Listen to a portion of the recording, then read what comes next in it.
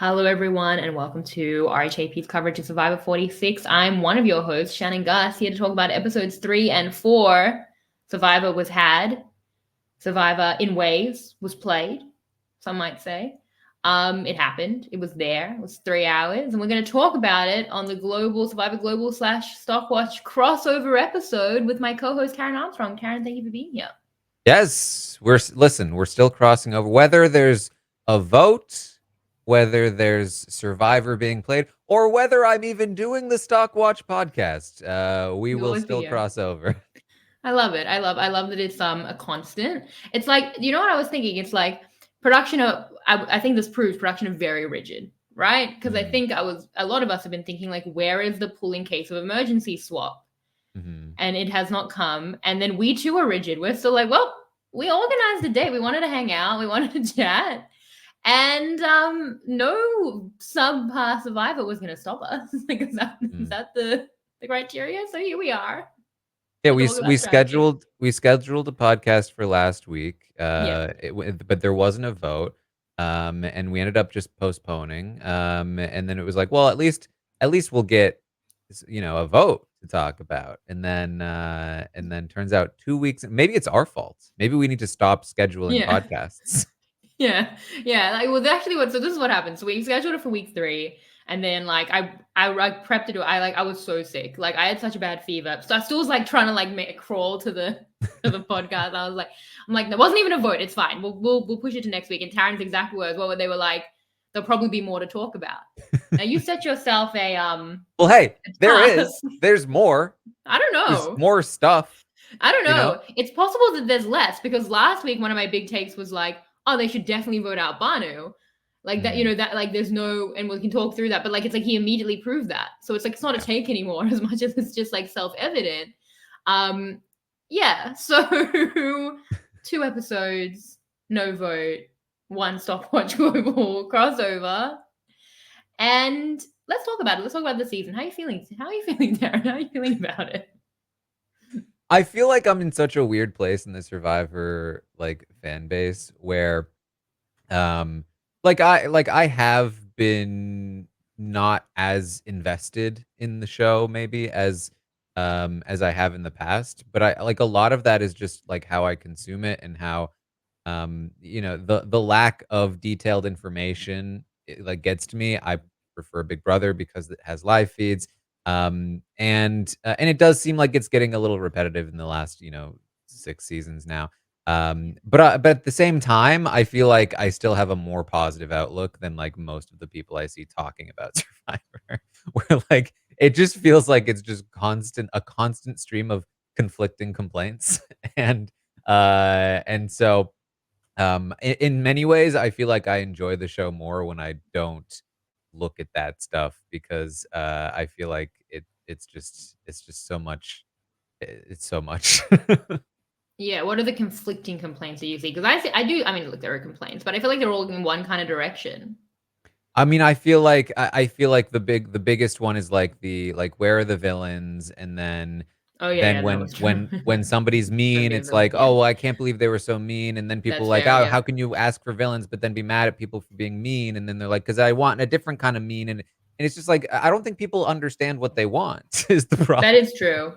You're immediately proven right. I think another one that I'm probably guilty of is the like disaster tribe discourse.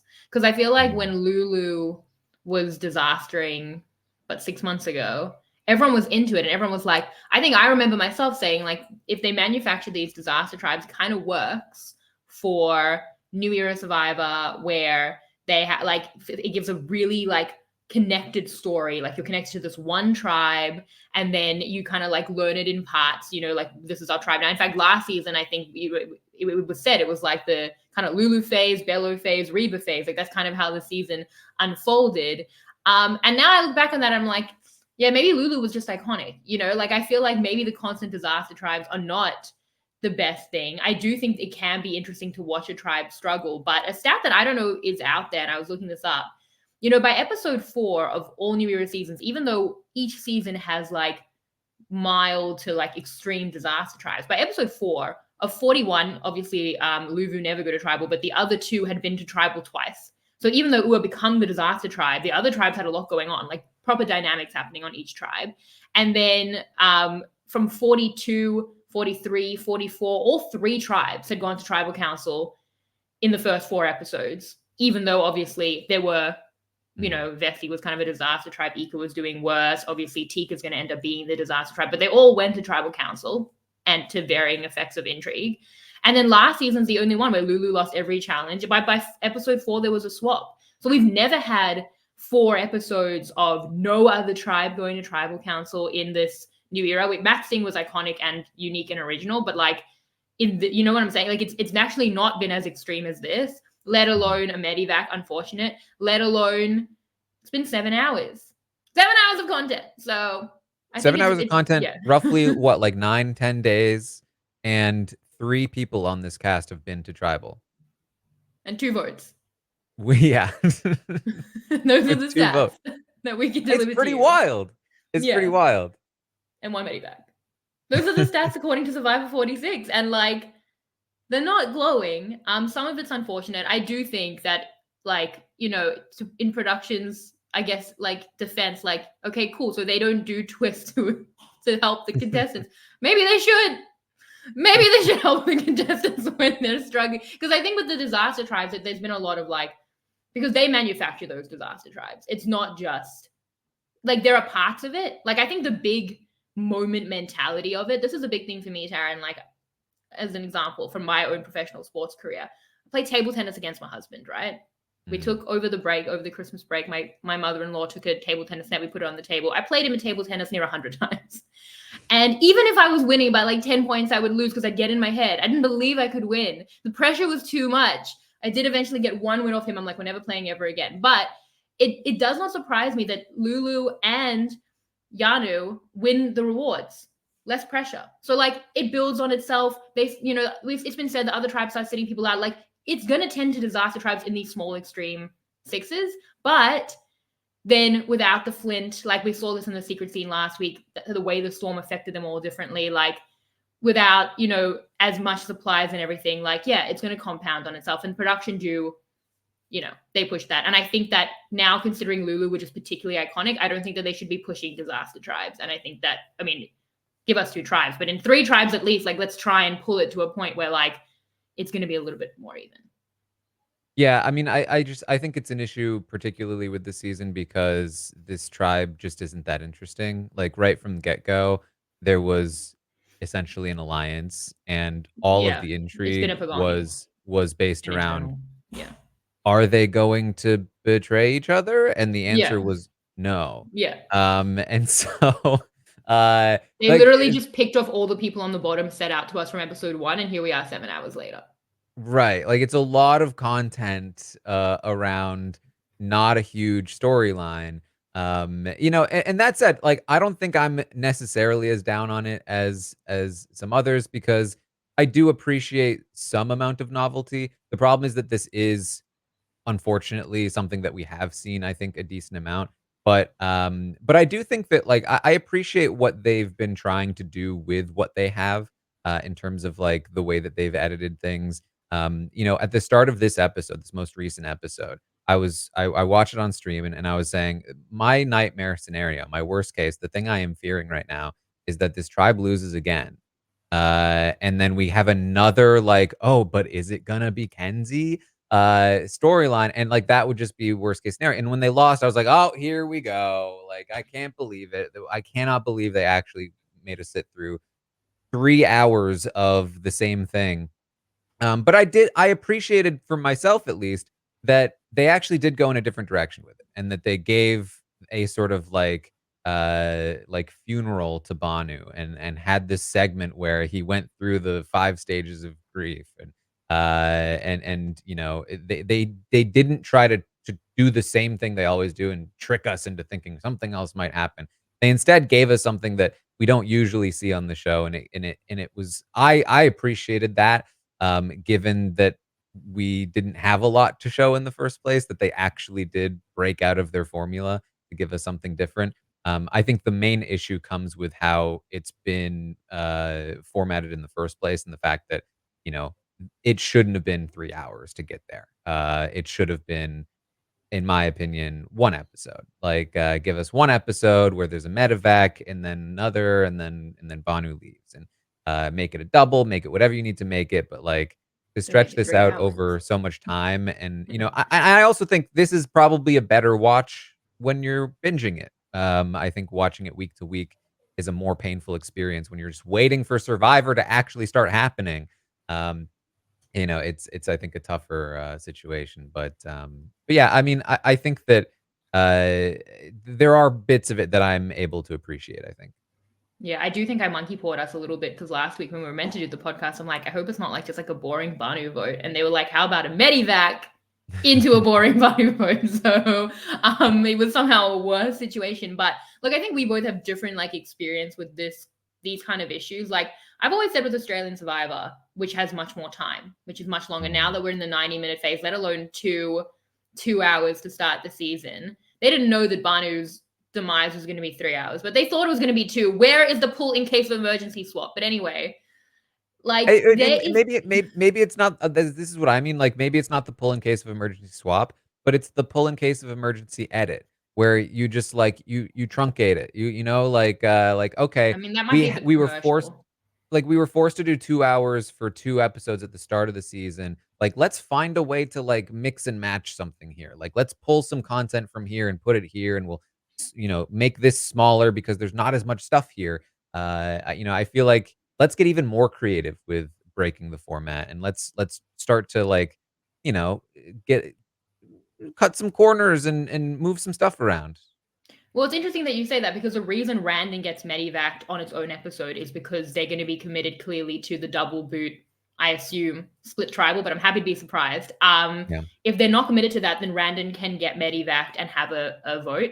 Honestly, I do think Badu going last episode, at the time, I thought that would be worse because I enjoyed last episode more than most. I mean, maybe enjoy is a strong word, but like I maybe likes a strong word. Help me with the word. I appreciated, I Appreciated. don't know, I was higher on the episode than most because at least, firstly, I felt Banu was hilarious. There was Mhm. so many funny moments, especially last episode, mostly pretty much last episode. Like from the moment when they were saying to him, like you can lie to Jeff, and he was like aghast at that. I found that really funny. To the point, even when I was really upset about Randon, like the idea of God smiting Randon and saving Banu was very funny. And it was this arc where he'd been like down in the dumps and had been saved. And like as a Banu fan, which we can talk about, that was very cathartic. And unfortunately led to, I think, a much worse episode the next week where then it played out with no savior. And there was something interesting in that, although it was hard to watch for me, like Banu like wrestle with his faith. It became very like real. Like it was I think it was compelling because it was so raw, but it was really, really tough. But have they not been connected to game structures that I disagree with, something like the split tribal where we just want them to have some space at the merge because most of these people wouldn't have gone to a tribal council and we like the bigger numbers, something like having to have a finale start at a final five to go into fire making to go into a final three. If that end game had more, like in Australian Survivor, if that end game had more flexibility, in Australian Survivor, if there's medivacs, we go down to a final two, or they add in non or whatever it is, they have to start kind of changing. So it was that kind of format rigidness that necessitated the medivac anyway. So I don't think it's so much of what they can do like episode wise after that, because once that's all been filmed, to me, like that's what's going to show. Like they're going to kind of end on a vote. They're probably not going to have like a two-part episode. We've seen those. We haven't loved those. For me, it's more just like how are they looking at the structure of the season going forward.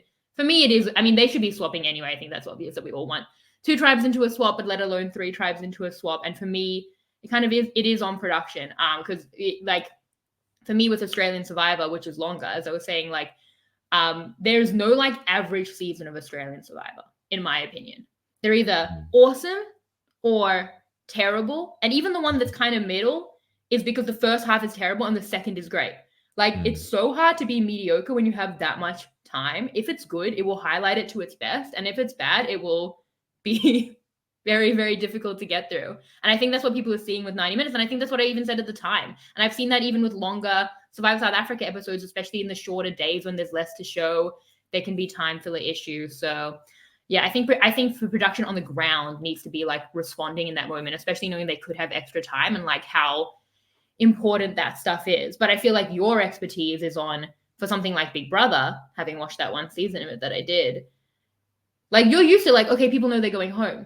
They still go to a vote. But like people, you know what I'm saying? Like Yeah. it doesn't have to be as like, and now the same like episode structure of like blindside and they don't know and suspense. And I think that's why you appreciate something like that because you're used to it with Big Brother. Exactly, yeah, and, like, a show like Big Brother, which has been on for, 25 years now, as well, where they have consistently, since the very beginning, shown if you want to, you can just go online and see what's gonna happen in every episode. You can even watch the raw footage of it before it's even edited into the episode, and the people that are watching those live feeds are the people that are most invested in the show, people that are watching the episodes more than anybody else. And that's not because basically because they're not dissuaded from watching the episodes because oh I know what's going to happen or it's too broadcast or whatever. It's more so in terms of Big Brother fans will get frustrated when the game feels stale and repetitive and predictable, not necessarily when the edit does. And so, and that said, I think Survivor can go too far on the predictability side, right? Like when it's very obvious that somebody has a winner edit. I think that was a problem that they used to have in the past. It's not as big of a problem now, um, but I think the point being that there's different ways you can play with that structure, and you can be like, yeah, this person is just screwed, and we don't need to do a misdirect. We can just kind of follow the story of what is it like to be just screwed in this game, and there's nothing you can do about it, and that's the way things are. And maybe also, and this is what Big Brother shows me at least when I'm watching it, is that usually when one person is screwed, that means that the gameplay for that person, yeah, it's boring. Gameplay for the other people is still interesting because they're setting themselves up for what happens after this person is gone. And there's still stuff taking place. There's deals being made. There's relationships that are evolving and being ruined. And so when you're able to defocus from the obvious storyline to focus on some other interesting things, you can really start to get somewhere. Now, I say all this, the episodes for Big Brother don't always manage to do that. In fact, I would say most of the time they don't. But I still think that I know that there is a show that is capable of that, even if it doesn't quite exist on CBS at least. I think there are maybe some other shows like Devil's Plan or Genius that are able to pull stuff like that off, but it hasn't quite made it to the US yet. That's an interesting point. I'm also realizing the Big Brother connection in saying that being flexible with the structure from a final two, final three perspective is the reason Sarie's not a Survivor winner. So monkey pawing a little bit there as well, though, always, pro on the final two. But it's interesting that you say, go to the other people because they'll be interesting. I honestly, and let's talk about the Bhanu of it all. People are mad that Bhanu got such a big edit. And to be fair, a record amount of airtime that is happening right now. And I honestly to defend Bhanu, and I'm a Bhanu fan, but I feel like Bhanu was the only one really giving. And I don't blame this cast. I'm just saying that from everyone else's perspective. The other stuff we saw, Taran, where you're go to the other people. Firstly, Yeah. In only this two case, secret scenes this week. Yeah, did they not put out a third secret scene? Was there nothing there to put out a third secret scene? And then also it's not the cast fault, and I do think the cast, I don't think it's the best cast ever, but I do think that there's stuff there and the character moments have been my favorite stuff. Hugh really reckoning with losing the challenge last week, me in table tennis. That that was one of my favorite moments. I like that stuff. But then you go to the rest of the players, and as we were saying, Yanu have internally pagonged all the people on the bottom. Not so fascinating, although their predicament, in the way they're dealing with it and even the way they responded to Bhanu, I thought was quite compelling. But then the other tribes, it's not their fault. They have not been to tribal council. So there's only so much they can do. Nami have the drama. They're turning on each other for no damn reason. We can talk about it. But even that, how connected can we be to that when we haven't seen those dynamics manifest in a way that matters to us? And Siga chilling as they should be. And Jem's trying to throw out, again, some interesting stuff, which I don't think is good gameplay because I think they should be the Kumbaya chilling tribe, and then at Emerge, they'll probably run things. So what are the rest of the cast just don't have a lot to go on. It's been all Bhanu all the time. So it's interesting. I would like to see what it would be like to to take an episode like this where it is a foregone conclusion, and I'll say I did like watching Banu's plight, and I think that I personally appreciated watching Banu on the screen. I think that he's such a raw player. Like he is Yeah, a completely unfiltered, like how somebody experiences Survivor emotionally. Like I think everybody that goes on the show to some degree feels the things that Banu is experiencing, but they have like various filters and things that will prevent them from I like love that. expressing it in that way. And Mhm. so he's just like this raw He's just nerve of full intrusive thought. yeah, just like having a good conversation with somebody. But wait, what if they were lying to me? Oh my god. And like, oh, this person just snapped at me. Everything's over. Like this is so hard. Like there's so Bhanu much is of it me. there. It's yeah. I've said that over and over again. It keeps continuing to be proven true. So Oh, you I hate did me. like Okay, Kenzie. Okay. I did appreciate it and enjoyed watching it, to a degree, but I would like to see what it would be like to take an episode like this where it is a foregone conclusion. I think there are more boring episodes that we could even use as an example. But then instead of being like, "Okay, well, this tribe lost immunity, so the rest of the episode must be focused on this tribe," say, hey, this is a fairly predictable vote. We kind of know where it's going. Um, let's continue. Let's use this time to continue to explore the dynamics of the other tribes. Like, what are they doing right now? The show does this sometimes, but like, I agree. I think there are like, what's happening with Soda? Why does Soda got to go to? Why do we have to wait until that episode to really figure out what happened there?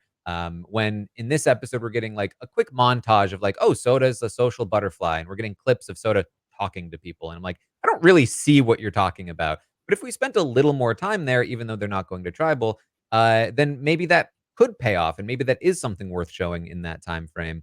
And I think that maybe the show doesn't need to be afraid of going down paths like storylines that won't end up mattering. That's something that Big Brother does all the time because it's airing live. So there are all kinds of storylines that are just dead ends. That's like we're following this. Oh, it never ended up mattering. In Survivor, you usually don't even show much of it because it's like they want to tell a fairly cohesive package of this is the story of the season. And I think that there's value to that. But I also think there's some value to, hey, here's something that just like happened, never really went anywhere, but it was kind of interesting at the time and it could have gone somewhere. And which again isn't to say that Survivor never does that, but I think that there's, I think there again, I like experimenting. Let's play around. We do 2 seasons a year. Like, I'm fine with, like, what's a season look like where it does something like that? Okay, but I have one very key rebuttal. Okay. Jump scene. I what you don't like the jump scene? Is that what you're saying? She wasn't even really having to jump. It was more just like a run and a leap. It was more a run and a leap. There was not I even a had the key, not that most they knew fun that. with the jump scene, I think, in the whole episode. Listen, I tried to jump like she jumps. I don't even know how she does it. It's more difficult to do a jump where you're like somehow going sideways instead of up than it is to do an actual jump. And I thought it was funny. I especially appreciate that people were like, "Hold on, isn't this the woman that went on the show Wipeout?" And then, of course, like a bunch of insufferable people were like, "Oh, she's been lying about her Oh jumping ability for screen God. time." Like, no, no, For the watch the screen episode. She time. couldn't jump in that show either. Really? And why? There's no Yeah, way they thought the jump scene was making it. They're like, surely some more interesting things are happening on the other tribes. And they're like, then that Taylor Swift thing we did, that's never making it in a million years. yeah. And then Listen, they the tail. combined jumping and Taylor Swift. So, and can I just honestly defend Charlie? Because from what I understand, Charlie saw the Eras tour like the week he went out. Having seen the Mm, Eras tour just a couple of weeks ago, like I've never felt more connected to Taylor Swift. Like he's a fan, I'm sure, but he's at the height of his fandom, especially jumping and saying Taylor Swift. That's a jump punt. It for me it was just like, well, I mean, if she had to jump for the key, sure, but at the end, it didn't have a pay. You say things don't have payoff. It didn't have a payoff. She just had to run and then fall. Like gravity will do the rest. that There was that to no me jumping required. was funnier. The fact that it didn't end up mattering at all made it even better to me. Well, the other thing is that there's no third secret scene, and honestly, I said to Mike, I'm like, is there no third secret scene this week? And he's like, I don't know. I'm like, maybe did they not have a third secret scene? Like, I genuinely feel like this is, and it's an interesting now disagreement we've had. You think changing the edit? I think there's nothing the edit can do with this material. They should have been on the ground, being like, And Well I've production consulted for Survivor South Africa, so I know that there Mhm, is like, yes, they come in, and it's true, they do have like a rigid, mhm. like, bird's eye view of everything that's gonna happen. But I just think that at the point where they picked off Jelinski, and then they picked off Jess, and they were gonna pick off Bhanu, and then he was saved because God smited Randon, they should be like, whew, lucky got out of that one. And then they should have a backup swap. And I think they should be able to see that in the moment, because if now 11 people of 18 aren't going to tribal council, like the soda stuff becomes a lot more real at the point where those dynamics are playing out, even at a swap, like we saw with like Bello last season. So yeah, I just think it I needs to be on the ground, not like much like Mariah was, because she couldn't jump. I do think you get into, like, some amount of tricky territory there where it's like, yes, from our current vantage point, the decision to, like, have production interfere and change the course of the game for the sake of the season, like, could make some sense. But in the moment, you don't always, I think, know, how things are You gonna should play. know And, this. like, let's say, for instance, that decision ends up screwing over, like, a fan favorite. Now you have to edit the fan favorite so they're not a fan favorite so that people aren't pissed, and now you're really starting to get into, like, a territory that over the course of many seasons and many years, I think will get you in trouble. So I think that, like, what they and I think another point here that I think is true is that they didn't anticipate that this was gonna be a 90-minute episode season or, Yeah, they minute didn't they season. didn't know either way. It was a possibility. Would this have been much better at 60? Like, I is mean, it I fantastic? I I mean, don't it's think it not would, getting better. I agree. I don't think that it would have been like a game changer necessarily, but I do think that, there have been stretches of 4 episodes that I've found extremely boring in Survivor before, but I think that, like, there's a big difference between, 4 episodes of, like, 45-minute minute episodes is, like, 2 like 3 hours total versus the, ridiculous runtime we have with these 4 episodes. I do think that that makes some amount of difference, and I know that personally, like, the 2nd episode was just I think episode number 2 was a perfectly fine episode for me if it was 1 hour versus 2 hours. I think 2 hours is way too long for it, and I think that that is definitely contributing. I think when I look at the structure, and Rob says we're not allowed to complain for 2 hours. So this is my last thing, and then we're going to talk about the fact that they didn't vote. But then I'm going to move on. But I do think that for me, it's like you shouldn't be doing this anyway. You shouldn't need it to be going this poorly to know that you should be swapping at a point. Like A, you Mhm. should be swapping, and B, the three tribes are so played out and so restrictive, and then you're also contributing to disaster tribes. And unless that they're like wonderful, it's going to be, one type of way. It's definitely risky because it's extreme. So, like putting all your eggs in that basket, but that basket's not that great anyway, shows that you should at least have a backup plan, let alone like that should not have been your first plan. So, I think that's the structural issue as well. I had a random idea of a thought that came to me when I was watching this episode, which was, um, what if we start messing around with the format a little more? I think it can be kind of boring to watch the same people go to tribal every time. What if we made every tribe go to tribal, or since that's probably not super feasible all the time, what if we did something like you can't go to tribal back to back? That in a Oh, 3 tribe Taran. format, you lose, and then you get a bye for the next round. You have automatic, immunity, and the next immunity challenge is just the other 2 tribes, competing to see which one of them goes. And so now all of a sudden, it's a slightly different game, and there's different strategy that would maybe have to come along with that in terms of, like, should we choose to go to tribal at some point at a specific time because I'd rather go now than in, 5 days when things might not be the same. That's a So very I don't know. different game. Right. No, I mean it's an interesting idea. I think it's probably messing with the format too much, because there should be an idea of like, earning things to the Well, point where like, I also because yeah. like another big I think aspect for me is, and I get I people like Austin. There's no problem. It's wait, Austin. What's his name? Is it Austin? I don't know who you're I don't even talking know. about. Golden Boy. What's his name? Hunter. I'm like, someone on Hunter. this season, there was an All the Austin same. last It's all the same to season. me. Yeah. Hunter. Glad I that get my people winner like pick in my Hunter. first graphic has really made an impression on you. And I think that I think there's like value in what Hunter brings to a season. I was, as a kid, I liked watching the Aussies and the Terry Dietzes of the world. But I think that like i- i- it's just the fact that challenge performance is so valuable in these early, especially in a 3 tribe format with 6 people on your tribe. A huge Let's face it, a huge part of the reason this losing tribe continues to lose is because they voted out Jelinski first. They should have the freedom to vote out Jelinski first if they want to without completely screwing themselves over. And I think that like devaluing the challenges a little bit through something like this or something else like this, um, I think would be interesting to me because I do think that there's a bit of an issue with demographics when it comes to these early portions of the game and who you're basically allowed to vote out. Yeah, I see that, but I don't think that it's not necessary to then jump to like You're Mariah really into the jump didn't. puns. She didn't jump. It was anyway to walk and then fall into going to that extreme like game design change because you could just have two tribes. You could just swap so that Sure, physicality is yeah. less important. You could just, yeah, you could just give him Flint.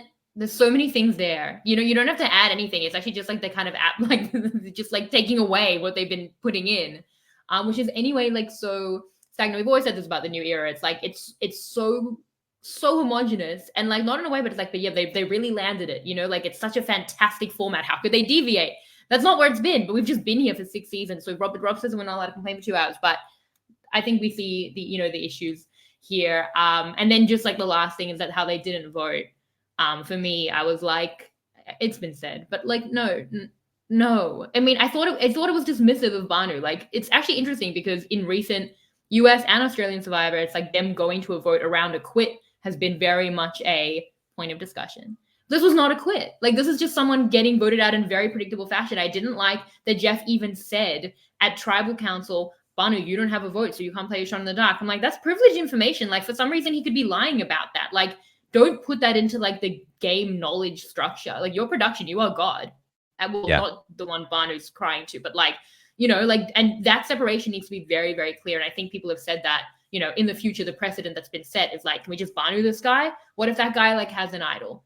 So they set a weird precedent and there was no reason, and they easily could have just like yada yada through a vote. So that was my take on that. Yeah, I think that's like a fair take. Yeah. And I pretty much had the same one. Like, because my thought was the same. Like, my initial thought was like, what if, right? Like, what if anything else could have happened? Obviously, then my immediate thought after that was like, well, okay, well, Jeff knows. Like, they know. Like, they've been filming them. So like he knows that nothing's going to change and that this is exactly how it is, and that they think that he doesn't have the vote and all that. But I agree. I think that there's still that like little bit of a chance. Like maybe Banu was planning to lay over and die in tribal, but then in the middle of it, he decided, you know what, maybe I'll throw a Hail Mary. And it wouldn't have changed anything, I think, in this circumstance. But you're right. Like I think the fact that the precedent is there means that I mean, it becomes part of the game in some ways. That like maybe in a future season that is what happens. And if I'm in a tribe where it should be an obvious vote and somebody doesn't have their vote, then I'll be like, all right, Jeff. I mean, I don't think we even need to vote tonight. And if Jeff is like, oh no, I think we need to vote, then I'm gonna be like, all right, okay, good to Yeah. know. Yeah. And these super fans are reading production all the time. So yeah, I thought that was wrong. I thought that Bano, to get into some of the strategy, like obviously it's been spoken about, like him doing the rock in his pocket, coming back from the journey. Like, I mean, he didn't even want to try for the advantage. Like his instinct was he would rather the 1 in 6 shot in the dark, which was kind of crazy to me. And then to come back and tell them that he just left with his vote, let alone having the like trust issue with having told Q the real truth, was clearly like such a miss because Banu had such an incredible opportunity in that they felt he couldn't lie. Like even when he comes back and he's like, "Oh, I just left with my vote," they're like, "Okay," like they believed him. Like use that, like if he'd come back and been like, "Oh, I don't have anything," and they're like, "See, Banu can't lie. He's trying to lie to us," and use that ability of like, "Oh no, you guys caught me. I have something." Then just the fear of that. Now they probably do just go down the line to vote him out because they can't really split like 2-on-1 against like Mhm. Kenzie, like his one vote. on one of them just like takes it to a Kenzie, say like Tiffany tie. They're either like all in on voting out Kenzie, or they're all in on voting him out. Maybe they go all in on voting out Kenzie. Maybe there's that fear. Mhm. Like I think there's something there for Bhanu, but obviously this is not like people often say no, Yeah. so that's not the human that he is. But like in my mind, and that's what would have been best. But yeah, Yeah, I mean, it's always difficult, with a player like Banu because it's like, yes, we could point to that moment. We could also point to, like, any other moment. Like, you know what I mean? Like, there's that moment so you could many see the different second when points. his heart ripped in half. Yeah, yeah, But yeah, yeah. I agree. I mean, I think that, and honestly, I agreed with him in the sense that, like, I wouldn't wanna go for an advantage. The fact that, Oh really? yeah, because let's face it, he's gonna get an extra vote, and an extra vote in that spot is You don't meaningful. know. I don't Um, know. They just saw 44 where people were getting things like random things, like the one that like netted all the idols played. Not that that's that would help true. them now, but like just they were throwing out new things. Like journeys can be incredibly arbitrary. Yeah, He's that probably not is getting fair. an idol. He could get a temporary idol. They didn't 43. Yeah. Yeah, I mean, I guess it maybe depends on that, but, like, the fact that it's a chance at something that you need like, it also has to be something that is specific enough to Yeah, your circumstance that it works for you. And if not, you lose the one actual thing you have, which is, like, a 16% shot at being okay. It's just, like, how do you wanna do that math? And, it just depends on your own confidence and yeah, if that's you're able true. to get the thing in the first place and all of that, so I do like the idea of Banu being like, I think I'd be happier without the extra vote. Because I like it. So the journey itself, I know we're going back to last week, but like obviously this is all just like a two-part episode. But see, I thought that started off really great. Like where I said that I felt last week had a lot of great character moments and was hilarious. Like Banu sobbing to Ben being like, that does not rock was yeah. hilarious to me. And like Ben is a cartoon character in the best way. I actually think that Ben is playing a phenomenal game. That's one of my major takeaways from the last couple of weeks is like Ben is playing Survivor as you should be in this like stage of the game. That was so funny. But then the journey does the worst thing. It's like we're going to do a random draw into like individual pathways. I'm like, no, the communal decision based stuff is all you have. Like if Mhm. they had a similar game to even last time where they could choose to maybe even give up their votes to Banu or not, tell him to his face, like, hey, like we're not. So if like they could all show their cards and help Banu out there, like that would have been so interesting. But that was like robbed from us. I felt That's like in the actually way that that is they were. actually like, super interesting, the idea that, like, if you go to this place, if you're able to convince 2 people from another tribe to give up their vote to you, like, Because you're do you crying. Who do you says no to then that? deserve those votes, right? And then, like, I'm thinking about, like, if I'm in a majority on a tribe and this guy gets sent off and he comes back with, like, 3 votes, I'm gonna be kinda pissed. But, like, I don't know, it's the same thing if he finds an idol, right? Like, if anything, it's more impressive than finding an idol to convince 2 other people to give their vote for you, so, Yeah, I yeah, meant I it like more that. like the game with the skull, and so it's like, it I know what you mean, yeah. but, like, But I hear what imagine you're saying of like, yeah, hey, can I borrow your vote? Can yeah, I? like, imagine Can that's a you can you world. spot me a vote? Like, and I'll pay Yeah, you like, back. I'd so much rather Yeah. that than, like, a random advantage, like, go to this place, and just chat, like, there's things that you can do, you can play a game if you want, you can negotiate if you want, give them some freedom to operate there and it's like it 'cause it reminds you, of course, of, JT and Russell, right? Giving up the idol in hopes for a future ally, and I think there's some interesting stuff there. Yeah, I mean that's kind of like what the outpost has been in International Survivor. I know Rob says it's just a journey, but it has been a little bit more varied than like these kind of games, which have in their own way been pretty versatile. But yeah, that would have been great. Like if you can do, I don't like the thing is I don't want to lean too hard into the vote economy, but then that would have been really funny and interesting. I don't think they'd be like, look, you're on death's door. Like, am I giving my vote to you? But they seem to feel really bad. So who knows? But yeah, all the way around, like at the point where he just like loses his vote and the challenge goes poorly. It was just so devastating. And then only the devastation of a medivac, which goes without saying how pro medical immunity I am, even though it wouldn't have worked for this instance. Obviously, if they could have taken him out for the test, that was obviously the way that we've done it at Australian Survivor. That's what I'm pro doing. But yeah, and then like the way that like God saved him, and then but then this week messed with that. What happens with like the medical aspect on Big Brother?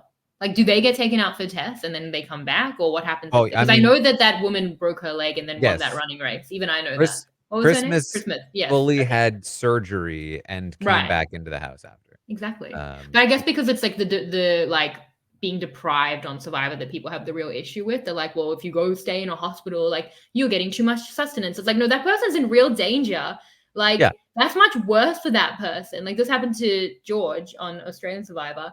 And like he missed tribal council, which is dicey for people. And even I'm still pro it because I hate obviously Medivacs to me is even worse. Like let's just like do everything we can to keep people playing. But if you're not even missing tribal, yeah, like George saying like for in the hospital that night was way worse and more traumatic and worse for his long-term game than like being on an island even in a storm. So yeah. yeah, if we're doing it on Big Brother and Australian Survivor, it feels like this is the way to go with, you know, the way they treat people.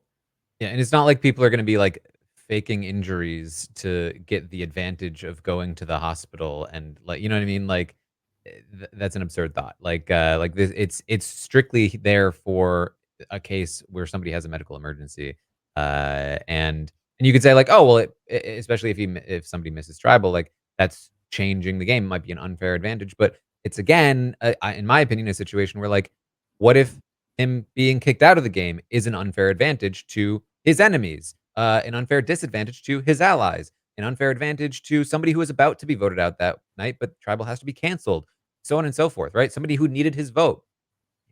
No matter what you choose, there's going to be some kind of impact on the game. So you might as well just choose like the most compassionate thing, in my opinion. Yeah, that's very true. It's like a medivac or some sort of medical incident is deviating from the natural path of what the season was doing.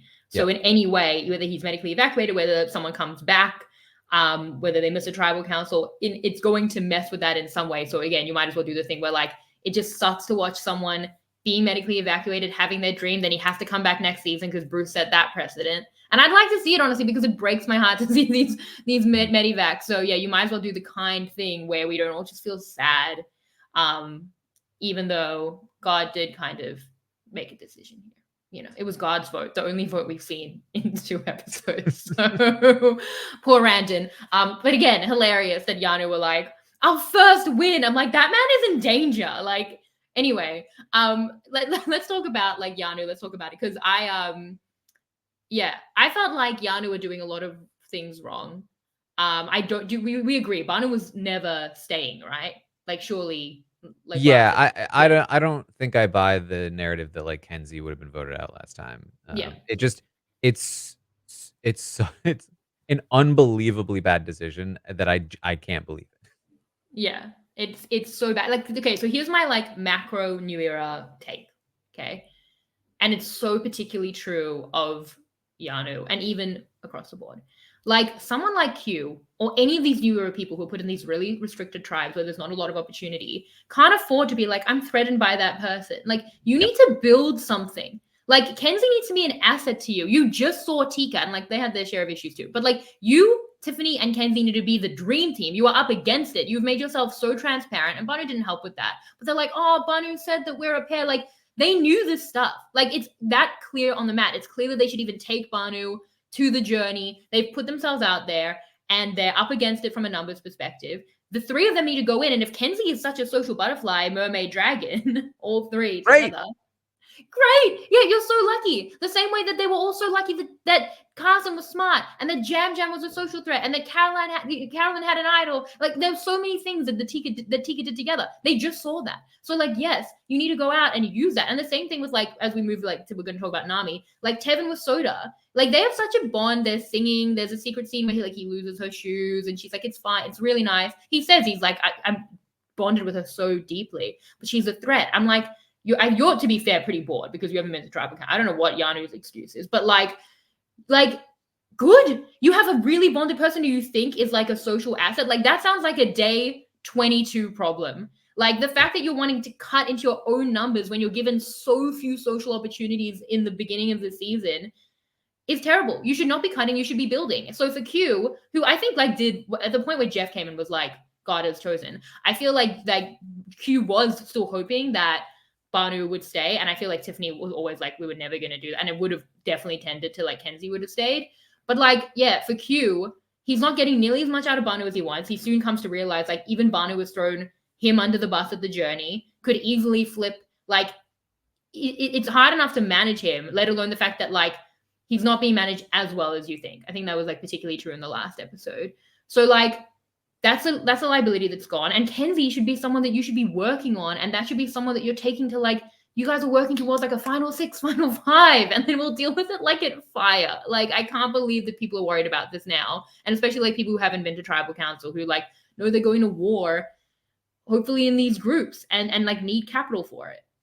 Yeah, I completely agree. I had the exact same thought. I was like, the whole thing. I mean, the maybe Kenzie over Banu was wild to me, but it came from the same people that voted Jelinski out first. And again, like it's Jelinski, but also, let's Yeah, face it, you would have agreed. won a couple of those immunities. Agreed. So And like Jelinski them the best. Like Bhanu, like and Jess, like hated those people. Like it's concerning how out they made them feel. Like Jelinski was like, "We're a 4." They should be in a 4 with Jelinski right now. Yes, I agree. I agree. Yeah.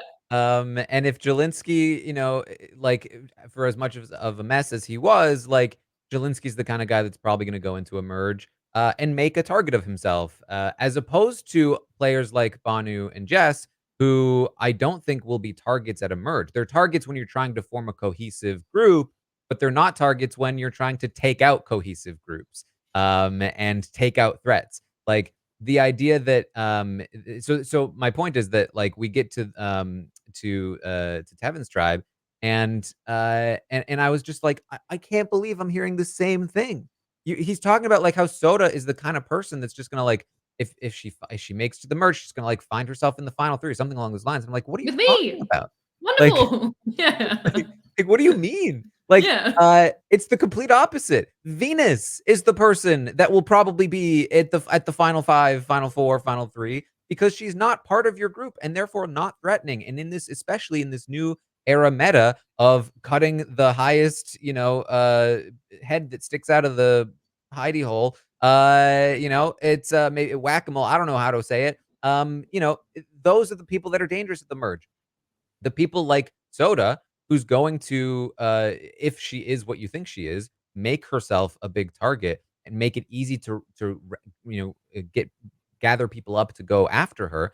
Those are people you actively want at the merge, because how are you going to actively gather people up to be like, hey, we really need to take out the threat that is Venus when she has nobody else? And she's not a social butterfly, and she's according to how they seem to treat her, abrasive and doesn't get along with people. Like, for better or worse. And again, I don't love this about the 3 tribe format. Those are the people that definitely need to be voted out in the early days of the season. And it's the more danger. You want as many threats as possible around you. You want to be like number 5 on that list, not number 2. Yeah. Honestly, if Soda manages to make it to the end, that sounds like that season's gone pretty well for Tevin. Like he's somewhere around there too. Like they're Right. working together, and that sounds like Nami maybe dominated. Like you're right. So Venus and Bhanu have a lot in common. There's actually some similarities in these two dynamics. They both have an N and U in the latter half of their name, and they also are two people that the rest of the tribe, especially someone like Tevin, who's making this decision, have made feel so bad that they're like they hate you. That Venus is, I mean, she said she's gone. Even Bhanu like didn't give a really direct answer and exit, but was kind of I had options. Like Banu's gone. He likes Ben and Liz way more than he likes any of you who've made him feel Yeah. so bad. And yes, they're not going to be targeted. Like I think the discussion last week was like if they swap, which I was really, but if they like if Bhanu can make it through this and gets to emerge, like he's long for the game. We talk about it in International Survivor, where someone who's like been voted to the other tribe basically was saved by a non-elimination, which Bhanu was. If they can get through that tricky spot, often sitting in like a final tribal council or thereabouts, because obviously there's no heat on them, at the merge. So you look at someone like Kenzie for Q. Kenzie is a gift. For someone like Q, who's like a big, strong threat, and you're hearing that Kenzie is the mastermind and she's so socially clocked. Like Kenzie is not someone transparent. Someone like that who is not subtle and who everyone's already onto is not winning this game. And great, let her take up the round. If we're taking the shot at Yanu, let it be on Kenzie, because somehow it wouldn't be on Q. Let her try and make allies, and if that doesn't work, at least she's the sacrifice, which is wonderful. And if someone who's as charismatic and such a big personality, like did I say personality? That's my personality, like Tevin, has a soda in front of him who's even more transparently sparkly somehow, and is also hiding this too with Hunter. It's such a similar dynamic, compared to, like, actually Tiff and Q are the real like duo threat, and they have this other shield out in front of them. Yeah, if the hit comes on Nami, it sounds like it's coming for Soda. Like, what a gift, and invest in it. So for both of them, I thought very wrong and bad. For Q, I do think that he did the best with Bhanu over these two episodes, especially in the last episode, knowing that Q could that Bhanu could survive, or that, if they win a challenge, they get to the next phase of the game, like needing him for those challenges. He did the best job, I think, of bringing Bhanu in. And Bhanu said, like, he felt the closest to Q. He didn't feel offended by being called Phillip or a liability over and over and over and over again. And he was like, he had the patience, Q, obviously, that like Kenzie, who like momentarily snapped, didn't. I thought that stuff was good, but I thought any of the intention was just like completely the wrong way to look at this like first part of the game. So Yeah. yeah. I mean, Q calls Bhanu his Phillip, and like the problem with trying to approach the game like that is that Boston Rob had his Phillip like 13 years ago, like 26 ish, I guess 24 seasons ago. Like it was a long time ago. It was a different era. It was a different meta, and a different format. Two tribes where, yes, you could go into the merge with a tribal majority, and having the right consistency of like players to non-players, could mean that you could just stomp your way to the end. But with the current era of Survivor and the current casting, the current meta, three tribe format, you can't go into the merge with a straight majority, which means that you have to be doing other stuff, and you can't Building. just be like, here's the exact consistency of the group that I want, and I'll just run down to the end with this exact group. You have to play a little more defensively. You have to play a little more like, okay, I need people around me to take hits for me so that, like, while we're at war, I survive the onslaught, and then in the rubble, I'm able to then form whatever group I need to make. You pick up your Phillips after the merge, not before, I think, in this format. And I think that's like very key. Can I just say as well, when we talk about the Phillips, Boston Robin is Phillip. Do we ever talk about another example of that? Ever?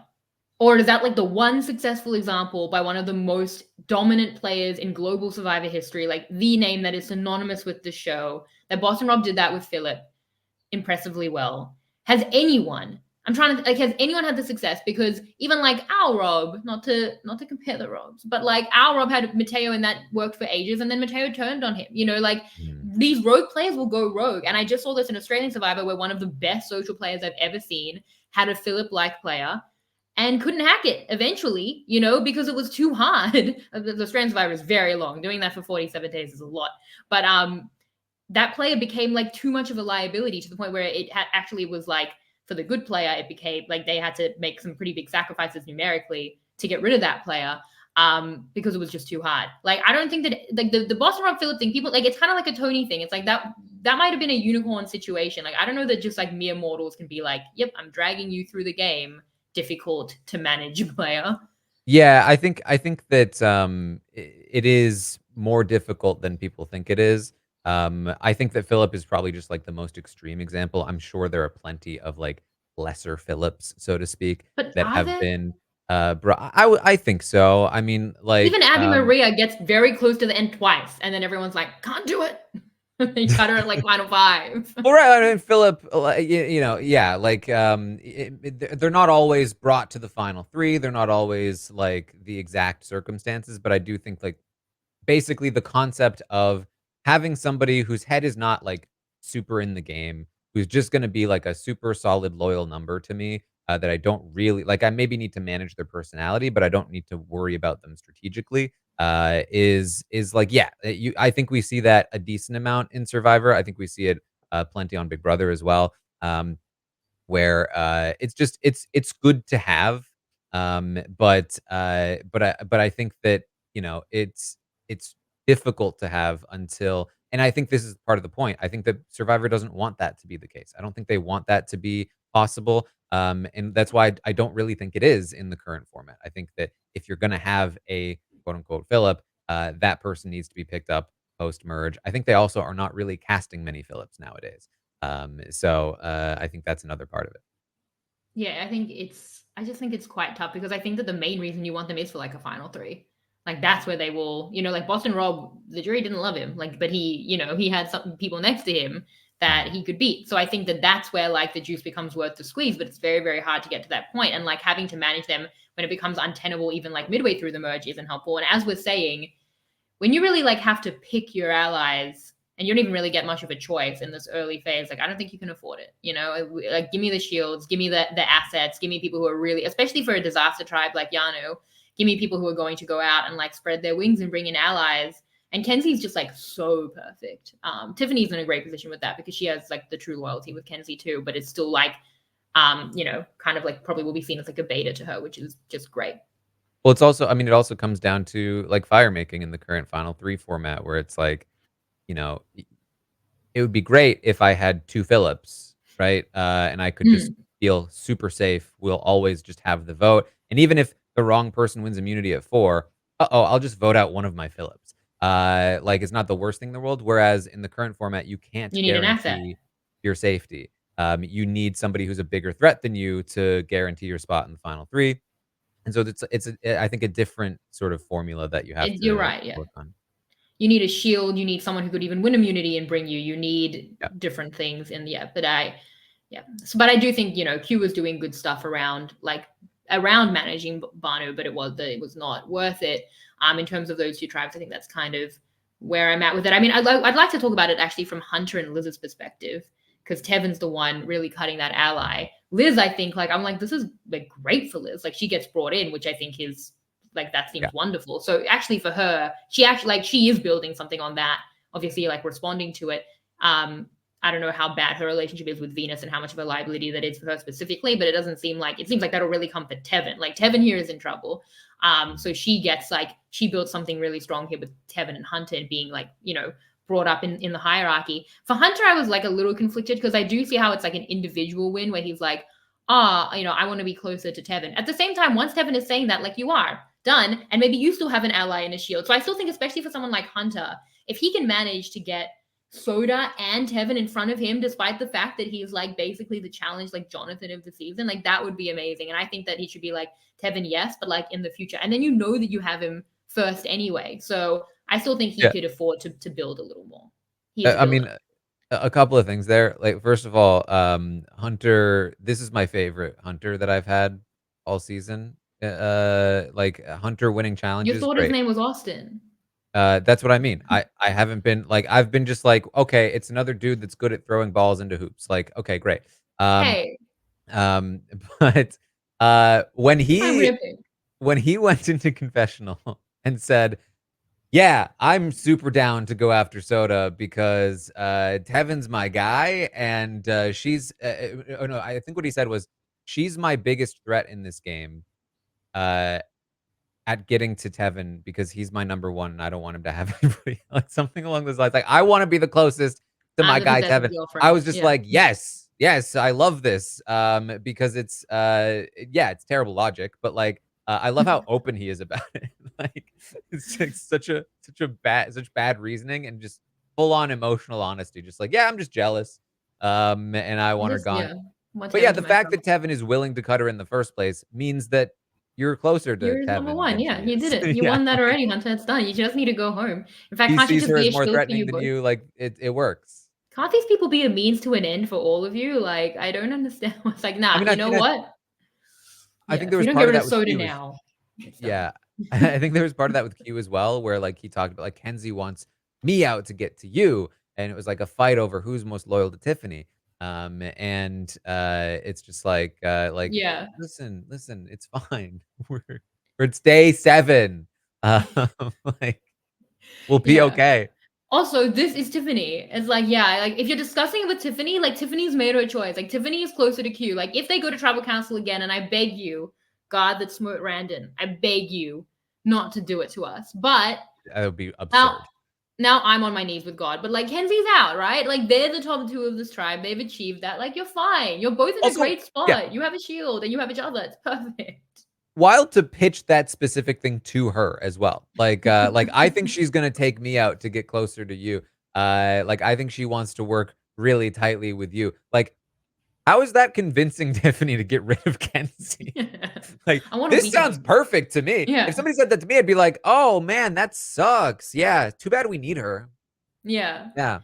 Yeah. Being in the middle of this, awful. Oh Yeah, man, Tiffany I was can't not getting rid of believe that Kenzie. both people really want to work with me so bad. This is a tough situation, but yeah, Bonnie has to go. Yeah. Have you seen Bhanu though? Yeah, I mean, look, if Kenzie's a mermaid dragon, like that is wonderful for Yanu. And yeah, it's been said because we're a week late, but I had strep throat. It's but like, yeah, the fact that a mermaid half is just human is wonderful. It's just so funny. I love Bhanu. I miss Bhanu. I understand that if you didn't like Bhanu, which I went on his Instagram and I can't believe people are sending that sweet man hate, but like, if you don't like Bhanu, these two episodes would have been borderline unwatchable. But like for me as a Bhanu fan, who loved that he was giving all of himself, and this was like the great like American dream, but it was just going so poorly.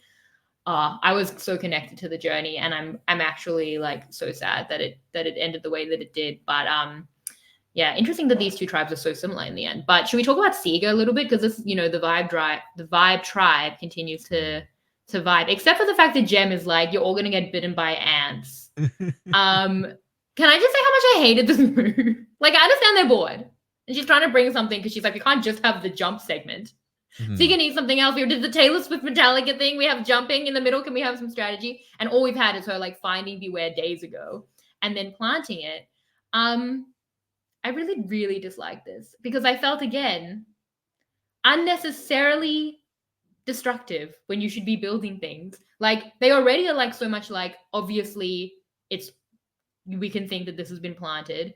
The heat of that could so easily come onto her, even if a couple of people suspect it. Like, why would you allow that to happen? You don't need this level of anti-social gameplay, basically. And then it becomes, if she ever needs to use it with someone and tell them, they'll be like, wait, so you were the one who put us into the ants? Like, I guess she can just kind of, yeah, I was bored, like funny and playful, but it's not great. Or when she plays it, like, it's, I guess, a resume move for Final Tribal Council that I guess is in 2 weeks. But like, there's nothing there. I don't think it adds a lot, but I just think it makes her look untrustworthy and puts possible heat on her when the rest of the tribe is doing like the right thing by just being like so socially connected and vibey. Yes, you're completely right, but Thank here's what I you. loved about it. Okay. Um, I loved that because I feel like normally something like this would happen on the show, and I would be on a podcast like, I get it was fun, but this was obviously an awful move, right? And I'd feel the need to do that because the show usually portrays these things as like a really great smart move. And what I loved about this episode was that they didn't feel the need to do that. Like Jem tells us, like, I'm bored. I'm just having fun. Even And I'm she bored. Are you bored, viewers? right. So, like, there wasn't this, like, push to be like, "Look how sneaky and awesome I am, and look at all of them scrambling. What a great move this was." And then I feel like I gotta be a killjoy and be like, "No, no, no, this is awful. What are you doing? There's no purpose to this." But instead, I feel like they rightfully just pointed out, like, this is just a person, like, having fun, and messing with their tribe mates. Even she is not, like, necessarily saying this was, like, the best idea in the world. Maybe she does feel that way, but they're not trying to sell us on that because they Yeah. understand and we understand that there's no upside to this. Like, it is just throwing suspicion within the group, and leading to a manhunt that might eventually, like, land on her, and now all of a sudden she has to, like, be throwing out suspicion on somebody else. All this could have been avoided if they just never found anything, in the first place, but you got to watch some people being bitten by ants, and that was fun. Was it was it fun? Anyway, Mike White, back to the Mike White questions. Yeah, I feel like there wasn't a lot here because I feel like the rest of the tribe, and this is why I feel like Ben, I'm really high on Ben. The cheesy charts will reflect that. But I feel like, I mean, I felt like last episode, the lie was good, coming back from the journey and using the fact that, like, Barney's probably gone. He's the other person in the journey out to know, like, exactly when we would have found out about the advantage. Like it still was like pretty clear to the notice, like, yeah, you're going to get an advantage or not. But he just said, I don't know if I have one. I don't know if I have my vote. And it is hard to be vulnerable without a vote. And he didn't do that. He picked a rock and then had to do, there's no part of his agency I can blame. So at the point where he's been put in that situation, I thought that obviously it made sense to have a little lie there. Also, what they've just seen in 44 is like slightly different individual journey. So there's like a lot of space for him to lie. And then it's Ben with the tribe. Like it's the Benergy that he gives to the Seeker tribe that I feel like really contributes. And they all are doing that. Honestly, this tribe just seems like lovely people. But like they're all doing it. But he, like we even see with like Maria after when she's so upset about the reward challenge, which was another whole segment that we got where she's like, I hate failing on a public stage. And Jem, who just gave her a fake beware advantage, is like, oh, okay. Well, hopefully you aren't failing in some other way. But that would be bad if you were my ally and you found out about that. You'd probably take it some type of way. But Ben gives so much good like encouragement, and I just think he's doing exactly what you need to be doing for this portion of the game, like building. And there's even been like some criticisms on him. I think this might have been in secret scenes, but like around, he and Tim, they're not strategizing enough. They don't talk to us enough. It's like, yeah, you know what? He doesn't need to right now. He's not being negative in any way. It's just all building, all positive. And we do know that they do have like a secret alliance and they're trying to get like Charlie and Maria over with votes that they don't even know that they have. Maria thinks she's lost her votes, but Charlie would be the swing. But like, yeah, that comprehensive, not antisocial, like fully buildable early gameplay is like all he needs to be doing. And I think he's doing great at it. Yeah, I was skeptical of Ben at first. Is this really you? Like, are you playing a character here? But he's totally won me over. Like, he feels very genuine. And because all the just throwing all the puns in there, just felt like oh, okay, are we doing something? Hey, But personal attack.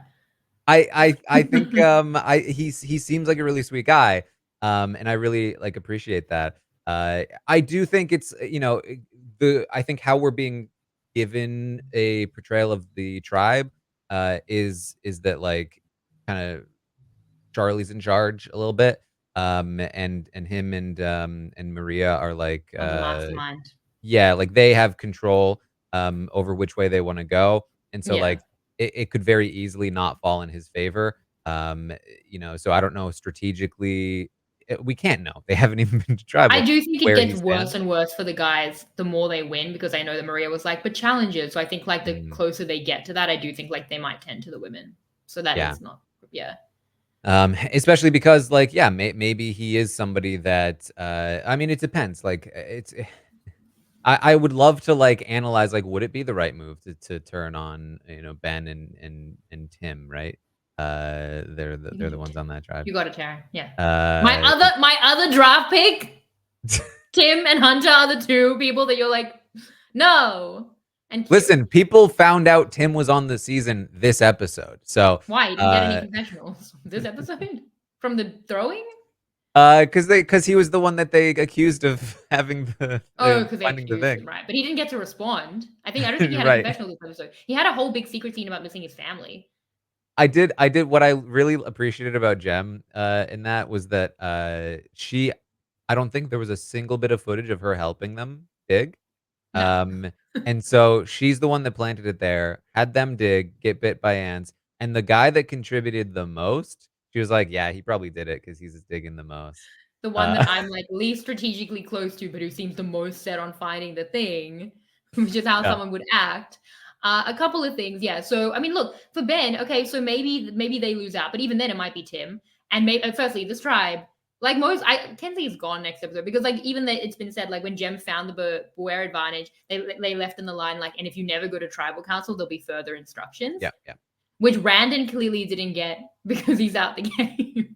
So it's not even necessarily that they're gonna win. Like, are they gonna just lose another challenge and then not merge? So what's gonna happen? Like, I genuinely I don't know what's gonna happen to How many Yano if people are left? They've lost they're on 4 people now? 14. Yeah. So they could literally just lose one more and then merge. I think that is what will happen. And then I'm gonna go Yeah. on my trip, having podcasted about this pre-merge, and I'm gonna take a couple of weeks break from the season while I go to Canada and the US. But so Gems, do you know what I think about Gem's plan? But well, the first thing I was saying is that if this tribe's never going to tribal council. And even if they do, and like Tim goes, if Ben can just survive it, I feel like he's in, like, if he can forgive them for the Tim thing or whatever, and just like if he's had really good vibes, at least he has something buildable going forward. So it's about like surviving now, but like long term, I feel like he's doing exactly what he needs to do. And to be fair, he does also have short term plans with the swing votes that might come off.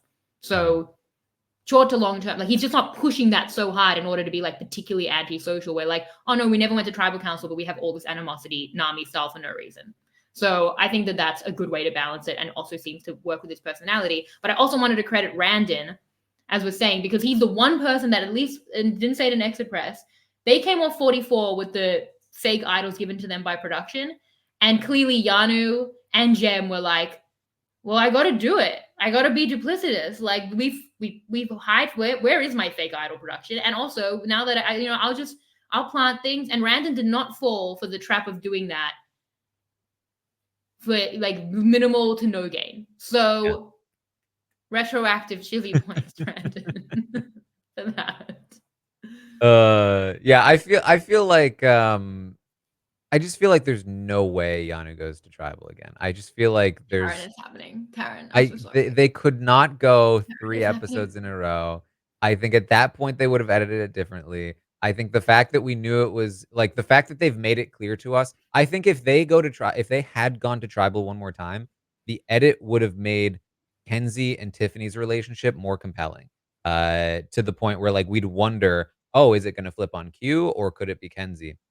I think trying to like ham fist that in now would just be ridiculous. I think they're setting up all this soda stuff. I feel like if there's going to be another tribal, I think it's most likely to be soda. But I wouldn't be like super shocked if it was the other tribe. But I feel like the Venus soda. I feel like that whole tribal dynamic has been like a tinderbox, and they've just been waiting for it to blow. So that would be my prediction, but I was wrong on Yeah, this most recent one. So I could see it. I could see Nami. I mean, from a hunter perspective, it's hard to see them lose, but yeah, I could see Nami going to tribal council. But I also just like, I think I've just lost faith in the I mean, how whole wild would it be too situation. if they go to tribal? They're down to 4. They're only 1 player up on Yanu, I despite know. all of the screen time being dedicated to Yanu losing. Yeah. Yeah. Well, okay. I want to get to the pet peeves because that's what we were given. That's what we traded for a vote in 2 episodes, was getting Yeah. Dalton Ross was like, I have the peeves. And you're like, you had them the whole time. You had all the peeves, but do you have the Yeah. cheesy theme So, song, by the way? can we talk about this? Like, how much did it cost, Shannon, What? to withhold these? You think I'm worrying about withholding the peeves? I'm just trying to win. And maybe the other people are doing that, but I'm not involved in that. Okay, I don't have that Listen, winner I know. money. Listen, I'm the biggest obstacle in the way of anybody winning a draft, and Yeah. so you got to take me out of contention first by removing And the they did pet something peeve to me factor. too. Yeah, they did. I don't know what they did something to me. And they've been doing it every season. I don't know what it is, but Well, they just give me 5th position in the draft every they time. will usually they give me 6. Usually you don't even remember any of my draft people. So okay, let's do the cheesy and then we'll get to the pet peeves. But do you have the cheesy theme song, or are we just going into it? Because I don't have it. Let's do it. Oh, you do. Oh, wait, hold on. It Oh, you didn't don't. work. You You don't know have what? it? I Sing got a it. new computer. I think the file is missing. That's the problem. Okay, so this is what you did to me. Listen, this may or may not have been retaliation for withholding the pet peeves. I'm withholding the Jizzy song. That's what you listen. What can I do? Well, I have the shirt. It's getting kind of cheesy. 3, 2, 1. All right. Unfortunate. I should have really checked that before. But we're gonna have to do 2 weeks of the chizzy because we missed last I week. And spent like 5 minutes searching for it on my soundboard, and I finally found it. I was like, yes, the file's and it missing. didn't work. I don't believe you. I feel like this is you're peeved, and now you're getting back at me. But all right, for last episode, which by the way, I meant to be doing them like episode by episode and not being like clouded by the next episode, and I did because I like fully prepped for that podcast before I was like, no, can't do it. So I gave Hunter, Hunter, I gave him 3 points. Yeah, Austin. I gave him 3 points Okay. last episode because of you.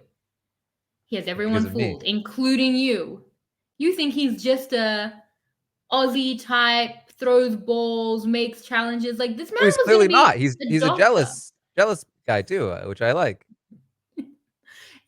That was not why I gave him cheesy points because that wasn't part of last episode. But he's really, really smart. Super smart guy. And he has you Mm. all fooled. They're like, oh, he just wants to be here for the experience. Like, no, super fan. And like, usually I say, like, don't lie and like create these gaps and like social barriers with people. Like, no, Hunter needs to, because if they knew about it, they'd be like, oh, he's everyone's first draft pick and they vote him out immediately. He's actually too threatening anyway. So downplaying that is essential for him. He's done it extremely well. He's given himself an opportunity and he's in a good spot tribe wise. So I gave Hunter 3 points. I gave Ben 2 points for the lion play style that I've spoken about at length in the way that he comforted Bhanu. And then I gave one to Tiffany last week because I assumed she would have made the right choice and she continued to be in power. And that was my points last week. Okay. Where are the charts? I'm not prepared, Taran. What are the numbers? So my inclination in the last episode, but I have to remember, I have to make sure that this was in the last episode. The Charlie, Maria, Malcolm, Denise thing I think that was was last 2 episode, episodes right? ago. Was it? Yeah, but like it's all part of it. If you want to give for that, you can give for that. That's like part of the same thing.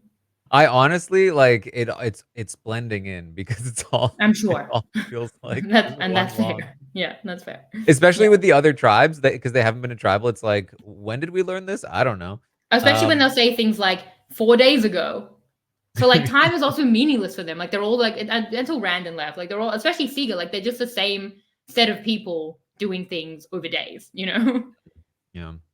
That would have been my inclination, Charlie You and still Maria. can. That's where Yeah. they sit. That's where they continue to sit. Well, that's what I'll do then. And honestly, strictly because Charlie's the one narrating most of the time, I'll go Charlie then Maria. Um, because it just feels like he's edit-wise positioned a little better, but as far as we can tell, I think they're both like operating in tandem. Um, Mm-hmm.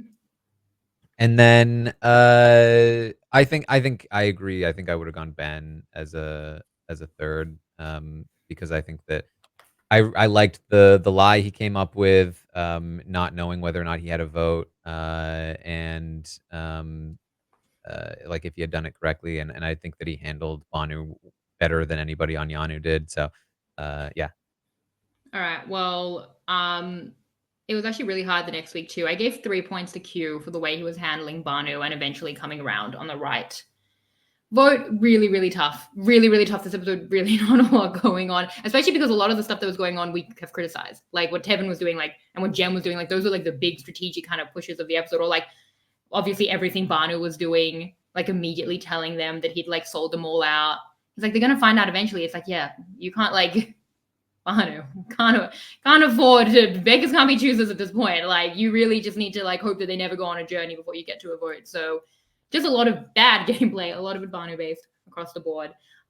So I will give 3 points to Q. I'm giving another 2 points to Ben just for the vibes and the way that he really like amped up Maria. There was also a secret scene of him like providing for the tribe. Ben's just doing a lot. I just really want to credit it.